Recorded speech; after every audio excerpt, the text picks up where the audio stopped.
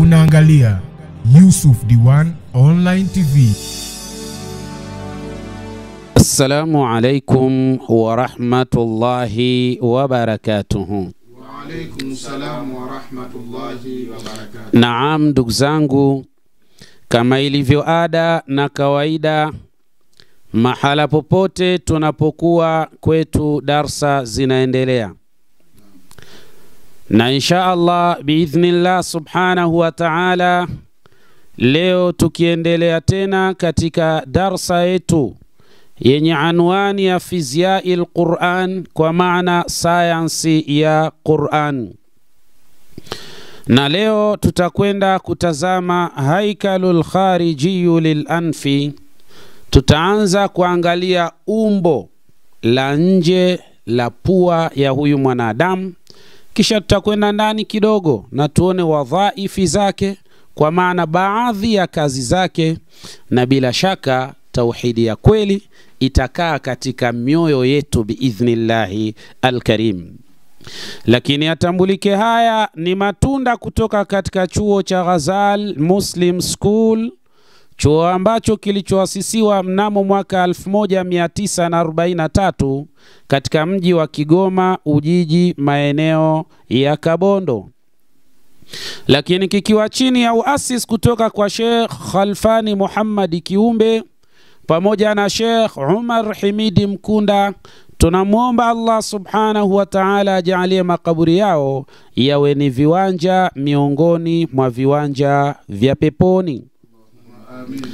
Lakini kadhalika tukiwa chini ya silsila na taaluma kutoka kwa Sheikh Mustafa bin Sheikh Khalfani Muhammad Kiumbe pamoja na Sheikh Dabasi bin Sheikh Khalfani Muhammad Kiumbe, tunamuomba Allah subhanahu wa ta'ala awape umri mrefu kabisa wenye kheri nyingi, salama, amani na mafanikio, kwa kuwa wao wametufunza sisi haya, nasi tunakumegea kidogo katika yale ambayo tumeyatoa kwa mashekh zetu. Ndugu zangu, bila shaka pua ni katika kiungo muhimu sana katika kinachosababisha kuendeleza uhai katika maisha ya mwanadamu. Yani pua usichukulie poa kama jinsi ambavyo baadhi ya watu wanavyoichukulia poa, kwamba ni kitu fulani fulani tu hivi. Sasa biidhnillah subhanahu wa ta'ala, tulipokuwa pale Ghazal Muslim School na tulipokuwa tukisoma jihazu tanfisi, kwa maana sistimu nzima ya upumuaji, katika sehemu ambayo tulisoma ni al-anfu, kwa maana pua biidhnillah subhanahu wa ta'ala. Na pua imetajwa mara moja tu ndani ya Qur'ani nzima. Tena Allah ameitaja pua katika aya ya kisasi. Swali, kwa nini Allah aitaje pua katika aya inayoelezea kisasi? Weka mstari hapo, hapa ni mahala muhimu sana. Allah subhanahu wa ta'ala amesema katika suratul Maida aya ya 45, anasema wakatabna alaihim fiha anna an-nafsa bin-nafsi wal-'ayna bil-'ayni wal-anfa bil-anfi wal-udhna bil-udhni was-sinna bis-sinni wal-juruha qisasun faman tasaddaqa bihi fahuwa kaffaratun lahu wa man lam yahkum bima anzala Allahu faulaika humudh dhalimun. Allah subhanahu wa ta'ala anasema, na tumewaandikia hawa wanadamu ni juu yao wao pale wanapofanyiwa mambo maovu.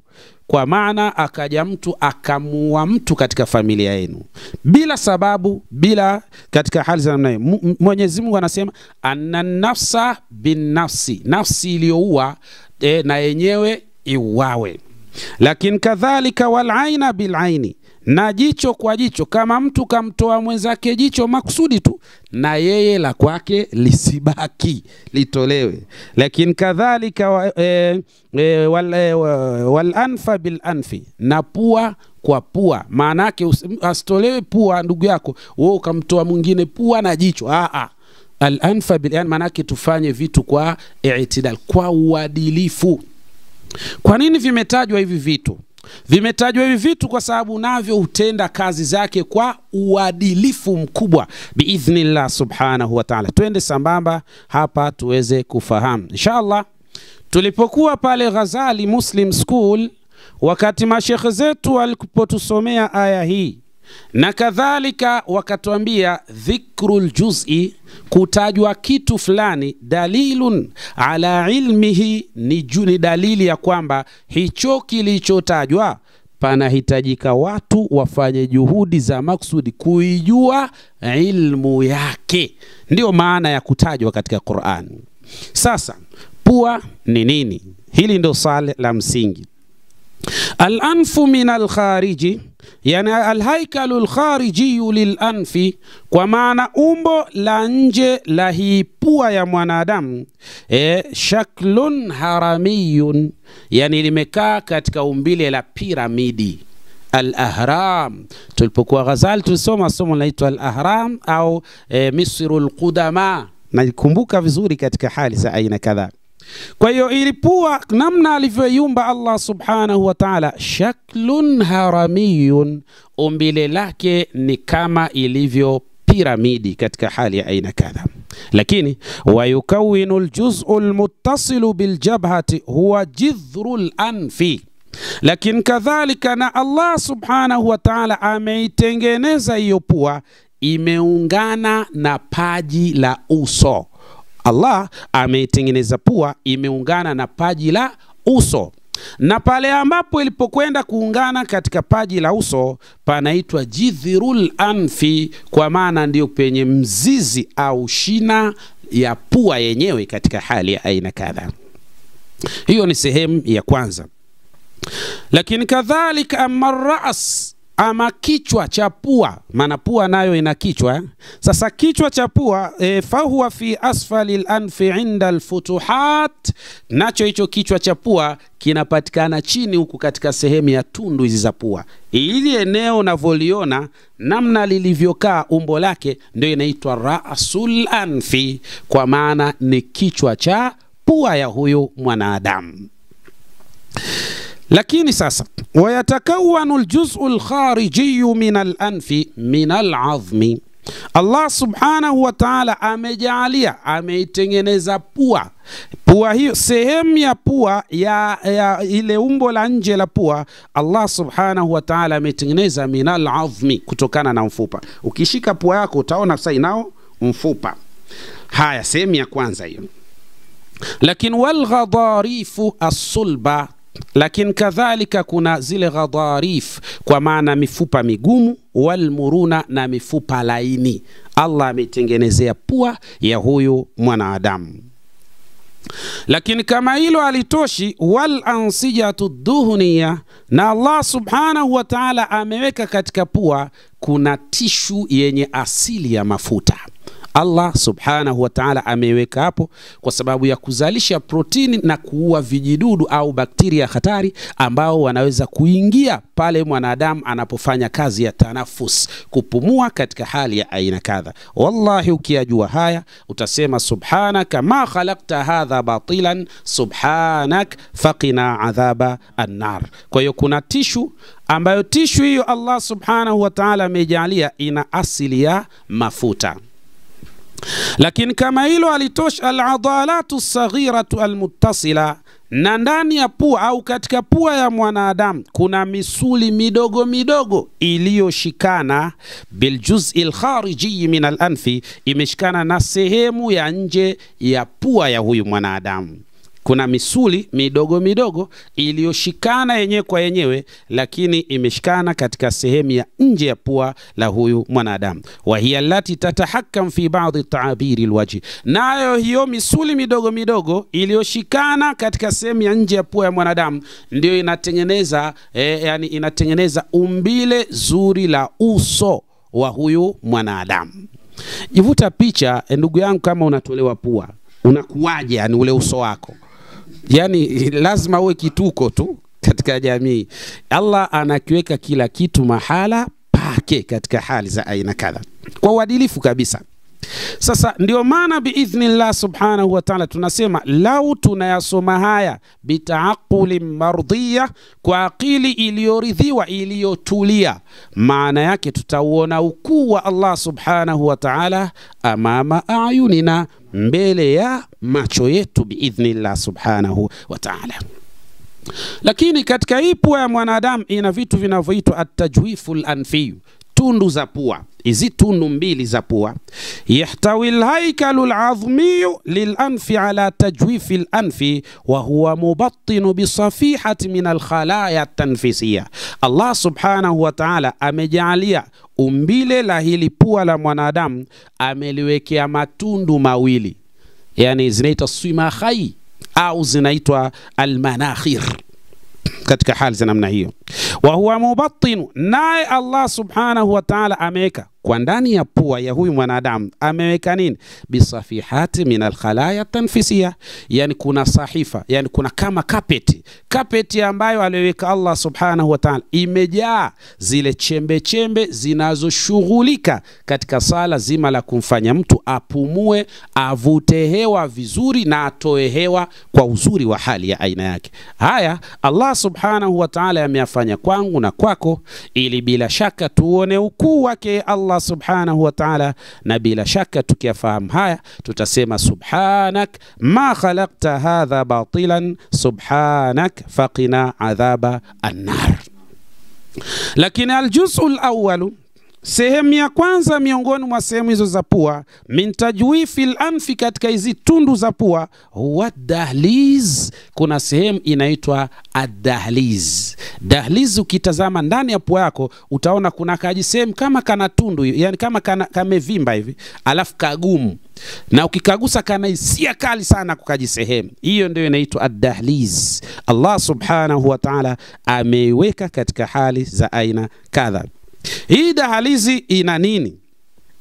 وقد تم العثور على خلايا إفراز المخاط في منطقة الجهاز التنفسي. دهليز miongoni mwa kazi zake za msingi, ifrazul makhat fi mintaqati aljihazi التنفسي, ni kuhakikisha inatoa makamasi au makohozi katika njia za upumuaji, ili wewe ubaki kuwa salama, upumue vizuri na mambo yaweze kwenda katika hali iliyokuwa bora biidhnillah subhanahu wa ta'ala. Wallahi ukiyajua haya utasema subhanaka ma khalaqta hadha batilan, subhanak faqina adhaba an-nar. Wa hunaka aidan, lakini kadhalika katika namna nyingine, kuna sehemu ashamia, almintaqatu shamia, kuna sehemu maalum ambayo inashughulika na masala ya mtu kunusa, kupata harufu, iwe harufu nzuri utajua hapa kuna harufu nzuri, au harufu mbaya utajua hapa kuna harufu mbaya, na mfano wa haya. Wa hiya ma yasmahu lilinsani bisham, nayo sehemu hii ndio sehemu maalum sana ambayo inayomfanya mwanadamu aweze kupata harufu na kutambua hii ni harufu nzuri au hii ni harufu mbaya. Allah ametuwekea mimi na wewe ili tuweze kujua mazuri ya dunia na tuweze kupambanua mabaya ya dunia biidhnillah subhanahu wa ta'ala. Lakini sasa wayahtawi nidhamu hasatin shammin ala malayin almustaqbilat allati tusaidu ad-dimagh ala tafsiri hawali 30,000 nawi al-utur.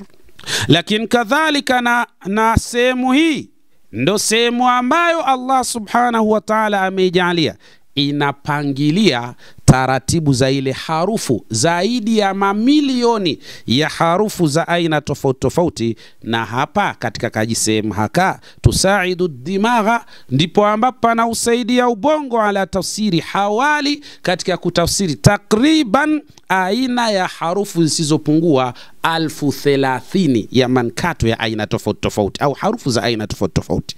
Yani pua ya mwanadamu ina uwezo wa kupambanua harufu zaidi ya 1030. Kila harufu, hii ni harufu tofauti na ile, hii ni tofauti na ile, hii ni tofauti na ile. Allah subhanahu wa ta'ala ameweka katika pua ya mwanadamu, ina uwezo mkubwa wa kupambanua harufu takriban zaidi ya 1030, na ina uwezo wa kupambanua harufu hii ni tofauti na ile, ile tofauti na ile. Unaona namna Allah subhanahu wa ta'ala alivyojalia hii pua ya mwanadamu katika hali ya aina kadha biidhnillah subhanahu wa ta'ala. Ikhwani, ndugu zangu, mwanadamu anapovuta hii hewa na hewa hii ikaingia katika sehemu ya tundu ya pua yake, moja kwa moja hapa kuna vitu vinavyoitwa nahaya al-asab. Nahaya al-asab maana yake ni mishipa midogo midogo pamoja na mishipa ya wastani ambayo ipo katika pua ya huyu mwanadamu. Moja katika kazi yake, taamalu ala tadfiati al-hawa, zinafanya kazi kuitia joto hewa anayoivuta mwanadamu ili isiende katika mapafu ikiwa hewa baridi, kwa sababu kama itaenda katika mapafu ikiwa hewa baridi inaweza kutengeneza vitu vinavyoitwa taqallus ash-shu'bul hawai. Taqallus ash-shu'bil hawai maana yake kusinyaa kwa mishipa ya hewa, na hali hii inaweza kuleta madhara katika mapafu na mtu akafili mbali katika hali za aina kadha. Kwa hiyo Allah, kwa kuwa hatutaki kupata madhara, akatuwekea ndani yake kuna hizi nahaya al-asab, mishipa maalum. Kazi ya mishipa hiyo, taamalu ala tadfiati al-hawa, ni kwa ajili ya kuitia joto ile hewa ambayo tunayoivuta. Lakini kadhalika wayahtawi al-anfu ala shu'airat liman'i ad-dukhul al-atribat wal-ghubar. Na Allah subhanahu wa ta'ala amejalia katika pua kuna asili ya vijinywele nywele. Hizo nywele zilizo ndani ya pua kazi yake ni nini? Moja katika kazi yake, limani dukhuli al-atriba, ni kwa ajili ya kuziwia uchafu usiingie katika pua ya mwanadamu, lakini wal-ghubar, na hata vumbi isiweze kuingia katika pua ya huyu mwanadamu. Kwa sababu inasemekana kwa mujibu wa duru za kimaarifa, lau kama Allah subhanahu wa ta'ala asingeweka hizo ghudad zenye kufanya kazi ya kutia joto hewa na zinazofanya kazi ya kuchuja vumbi, maana yake kwa siku mwanadamu angekuwa anavuta hewa iliyoambatana na vumbi yenye vumbi ambalo bila shaka lenye uzito wa kiasi cha kilo 1.5. Maana 1.5 angekuwa mtu anavuta ule mchanga, hewa ya kiwango hicho. Vuta picha, kwa siku unavuta mchanga wenye kiasi kisichopungua kilo 1.5. Vuta sasa mara wiki, utakuwa umebeba mchanga wa kiwango gani katika mwili wako? Mara mwezi, mara mwaka, mara miaka kadhaa ambayo wewe mpaka sasa unaishi. Je, ingekuwa katika hali ya namna gani? Wallahi ukiyajua haya unasema subhanaka ma khalaqta hadha batilan, subhanak faqina adhaba an-nar. Kwa Allah subhanahu wa ta'ala ameweka katika pua vile vishuairat, vijinywele, ukiona kama upuzi hivi, lakini nywele hizo kazi yake limani dukhuli al-atribat wal-ghubar, ni kwa ajili ya kuzuia uchafu usije ukaingia katika pua, pamoja na vumbi ambayo ni hatari, inaweza kuleta madhara katika sehemu ya mapafu ya huyu mwanadamu. Wallahi Allah subhanahu wa ta'ala anatupenda. Allah subhanahu wa ta'ala anahitaji tujue ukubwa wake kupitia katika miili yetu, na ndio sehemu nyingine akasema wa fi anfusikum afala tubsirun, na katika nafsi zenu nyinyi wanadamu, kwa nini hamtafiti mkajua ukuu wake Allah subhanahu wa ta'ala? Kwa nini hamlifanyi hilo? Bila shaka tukiyajua haya tutasema subhanaka ma khalaqta hadha batilan, subhanak faqina adhaba an-nar. Ndugu zangu, tanbihi yangu kwenu, sasa hivi katika dini yetu tukufu hii ya Kiislamu, Mayahudi wametengeneza kundi hilo likaingizwa katika Uislamu, na baada ya kundi hilo likapewa maalumati mawili matatu kwa lengo la kuja kuharibu Uislamu. Hakuna wasichojua, kila kitu wanajua wao ndio wako sawa, wengine hawako sawa. Mtawajua nyinyi wenyewe ni watu gani, ni zao la Mayahudi hilo. Sasa lengo la msingi ni kufanya Uislamu ni kadude kadogo tu, hakana mapana tena, yani Uislamu hauna mapana tena. Leo utachokizungumza utaambiwa bid'a, utaambiwa haram, haikuthibiti, haipo hiyo. Lengo la msingi ni kufanya Uislamu kiwe ni kidude kidogo, hakina mapana tena, Uislamu hautanuki. Na hata hizi darasa za fizia al-Qur'an, za sayansi ya Qur'an, wapo katika hao watakaosema haifai kabisa. Kwa nini? Kwa sababu tu Uislamu wameufanya ni kadude kadogo, hakana mapana tena, hakuna tena zuri ambalo linaweza kupatikana ndani ya Uislamu katika hali ya namna hii. Ni mpango mkakati wa Mayahudi. Soma al-Afa'il Yahud, kitabu kinachoitwa Joka la Kiyahudi, utabaini mikakati walioingiza katika dini tukufu ya Kiislamu. Allah tunusuru na tulinde katika hali za aina kadha. Mwisho kabisa, niseme tu Mwenyezi Mungu na kuomba warehemu wazazi wetu kadhalika na mashekh zetu ambao wao imekuwa ndio sababu na chachu ya sisi kuyajua haya, kwa hurma na utukufu wako ya Allah ya Rabbal Alamin. Assalamu alaikum wa rahmatullahi wa barakatuh. Naam mwalimu, shukran sana kwa darasa zuri, na tumeelewa pia ukubwa na utukufu wa Mwenyezi Mungu kunako somo hili la leo. Tumeliangalia pua. Allahu akbar, jambo sio dogo. Na mimi nilikuwa nina swali kidogo. Tumeangalia kwamba katika pua kuna vitu takribani visivyopungua 4 mpaka 5 muhimu. Moja katika hivyo tumeona ni dahlis, ambayo hii inahusika na masala ya hisia, na hisia ambayo ni ile ikiwa tu kutakuwa kuna kitu tofauti kimeingia eneo husika. Na swali langu litaenda katika sehemu ya dahlis. Hii dahlis tumeona kwamba ni sehemu ambayo inaopokea hisia kali sana. Je, na mtu ambaye anayepata maradhi ya mafua, hii mara nyingi huwa chanzo huwa kinaanzia katika dahlis ambayo inapokea hisia kali, au hii huanzia katika sehemu inaitwa swahirati, ambayo ni vile vinywele vinavyoweza kuchuja na kupeleka hewa ikiwa safi, kwa maana na joto zuri, hali kadhalika safi katika mapafu. Naam, swali ni zuri sana mashallah. Hapa kweli lazima niseme kwanza kitu kimoja kabla ya kutoa majibu, nifanye sharhi kidogo.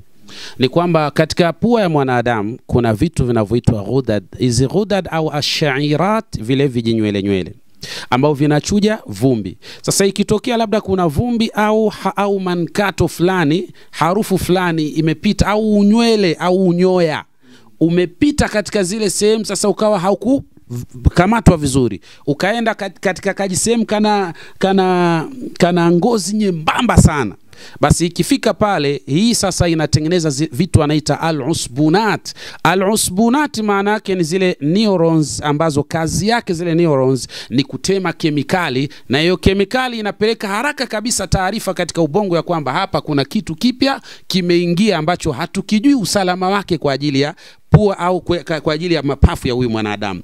Kosa ubongo unachofanya, unawaambia mwili ujiandae haraka sana, na ujiandae kwa maana hicho kitu kitolewe haraka sana. Hapa sasa inajiandaa vizuri, istakiusi inafunguka, mwili unakaa sawa sawa, unafumba macho ya mwanadamu, unapandisha ulimi wako katika sehemu ya sakfi, yani kwa maana dari la mdomo wako, hapo sasa unakwenda chafya, kile kitu kinatoka na bakteria wengi wanatoka, wanabaki kuwa salama. Sasa basi, je, haya maradhi ya mafua yanakuwa ni nini? Mafua yanatoka katika sehemu ya dimaghi, katika ubongo wa huyu mwanadamu, ndio hasa asili yake yanatokea huko. Na mara kadhaa hii inatokana na buruda tu, yani katika mfumo wa bardu yabis. Yani ubongo unapotengeneza mfumo wa bardu yabis, ndio unatema yale majimaji ambayo tunaita mafua katika mazingira kama haya. Na anapita katika sehemu mbili zinazopatikana hapa mbele, kuja moja kwa moja katika sehemu, kwa sababu hizi ndio sehemu za atanafus zinazoshughulika na sala la upumuaji. Kwa hiyo anakuja moja kwa moja mpaka hapo. Ni kwa sababu ya bardu yabis inayotengenezwa katika ubongo, ndio mtu anapata mafua katika mazingira kama hayo. Sasa Allah ameweka njia ya kuyatoa ili yasiendelee kubaki, kwa sababu yanaweza kuleta madhara. Moja katika madhara yake ni kuziba katika shubul hawai, mirija ya hewa, lakini pili inaweza kutengeneza bakteria wakaleta madhara. Na ndio maana mara nyingi sana hii hali inatokana na vitu inaita alhasasiyat, kwa maana allergy fulani. Kuna mtu ana allergy hiyo, yeye allergy yake kwa maana sumu ambayo inakuwa imemdhuru yeye ni kupata mafua tu mara kwa mara. Hii ni allergy, hasasiyatu hizo. Sasa Allah subhanahu wa ta'ala ametuwekea namna ya kuweza kunusurika na mashakili haya kwa hurma na utukufu wake Allah subhanahu wa ta'ala. Insha Allah. Unaangalia Yusuf Diwan Online TV.